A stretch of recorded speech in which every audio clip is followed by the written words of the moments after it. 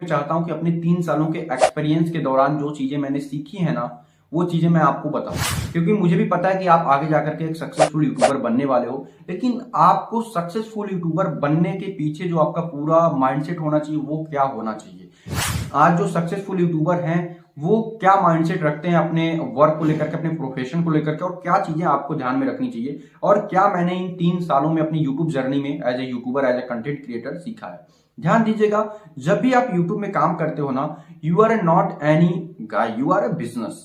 आपका खुद का बिजनेस है, वो कंटेंट जनरेशन का है, ठीक है ना। तो आपको 5 चीजें हमेशा ध्यान देनी है। पहला, आपको हमेशा अपना नेटवर्क बढ़ाते जाना है। जाहिर सी बात है, बिजनेस बड़ा तभी होता है जब बिजनेस का नेटवर्क बड़ा हो, और ऑनलाइन वर्ल्ड में ना आपका नेटवर्क ही आपका नेटवर्थ है। समझ रहे हो ना, जितना बड़ा आपका नेटवर्क रहेगा उतना बड़ा ही आप नेटवर्क क्रिएट कर पाओगे। सिंपल सी बात समझो, वो यूट्यूब स्पॉन्सरशिप को लेकर के हो गया, वो आपका बहुत सारे अलग अलग तरीकों को लेकर के हो गया, ठीक है ना। दूसरा तरीका आपको क्या रखना है, डू मैक्सिमम कोलैब्स। जितना ज्यादा कोलैब कर सकते हो उतना ज्यादा कोलैब करो। ब्रांड्स के साथ कोलैब कर सकते हो, क्रिएटर्स के साथ कोलैब कर सकते हो। क्यों मैं बोल रहा हूं, बिकॉज कोलैब करने से ना आपकी नेटवर्क बढ़ती है। आपकी नेटवर्क बढ़ेगी तो जाहिर सी बात है आपकी नेटवर्थ भी बढ़ेगी ना। अब नेटवर्क कैसे बढ़ेगी, जाहिर सी बात है आपने किसी क्रिएटर के साथ कोलैब किया तो उसकी ऑडियंस आपको जान गई, आपकी ऑडियंस उस क्रिएटर को जान गई, तो यहाँ पे म्यूचुअल दोनों का फायदा हुआ। ब्रांड्स के साथ कोलैब करने का क्या प्रॉफिट होता है कि ब्रांड्स के साथ कोलैब करने का मैक्सिमम लॉन्ग टाइम में आपको रेवेन्यू जनरेशन में प्रॉफिट होगा। वो ब्रांड्स आपके पास दोबारा आएगी कि भैया आपसे अच्छा रेवेन्यू, मेरे आपसे अच्छा प्रॉफिट हुआ हमारे ब्रांड्स को, आप दोबारा से हमारा स्पॉन्सरशिप कीजिए, ब्रांड कोलैबोरेशन।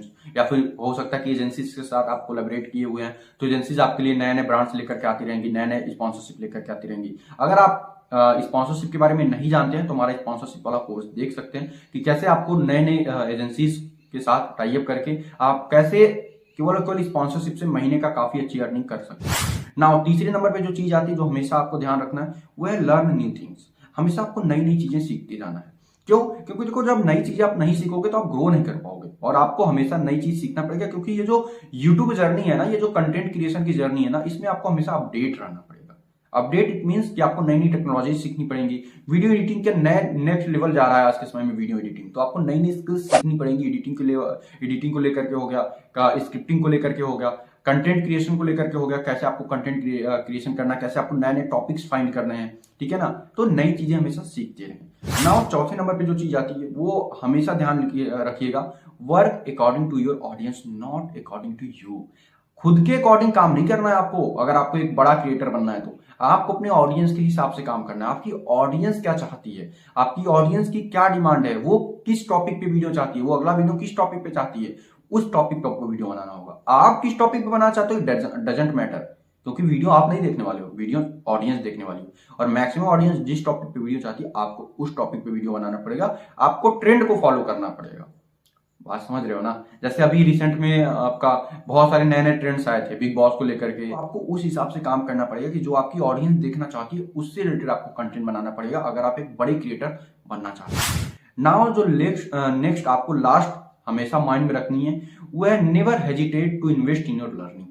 आपको कभी भी अपने लर्निंग के लिए इन्वेस्टमेंट में घबराना नहीं है। अगर कोई कोर्स आपको लगता है कि इस कोर्स से मुझे अपनी यूट्यूब जर्नी में कंटेंट क्रिएशन में प्रॉफिट हो सकता है, लॉन्ग टर्म में मुझे यहां से प्रॉफिट मिल सकता है, सो नेवर हेजिटेट, आप उसमें इन्वेस्ट कर दो। क्योंकि आज आपका वो 100, 200, 500, 1000 का इन्वेस्टमेंट ना आज जाके आपको लाखों में क्रिएट करके देगा। आप अगर आज ये स्किल सीख लेते हो ना, जस्ट लाइक आपने आज ये कोर्स बाई किया है, तो इस कोर्स में जो आपने चीजें सीखी है ना, हो सकता है कि वो आपको तुरंत रिजल्ट ना दे, लॉन्ग टाइम में आपको अच्छा रिजल्ट दे। तो कभी भी लर्निंग में इन्वेस्ट करने से ना डरे, क्योंकि लर्निंग में इन्वेस्ट करने में जो आपको रिटर्न मिलता है ना, वो दुनिया का कोई भी शेयर मार्केट नहीं दे सकता। क्योंकि अगर आप लर्निंग में इन्वेस्ट करते हो ना, तो उस रिटर्न को आप काफी बड़े लेवल पे ले जा सकते हो, ठीक है। तो ओवरऑल ये 5 चीजें थी जो मैंने अभी तक के लाइफ में सीखा है कंटेंट क्रिएशन की लाइफ में, ठीक है। सो इन 5 चीजों का आप जरूर ध्यान रखें और आप एक अच्छा कंटेंट क्रिएशन कर पाएंगे और एक अच्छा कंटेंट क्रिएटर बन पाएंगे।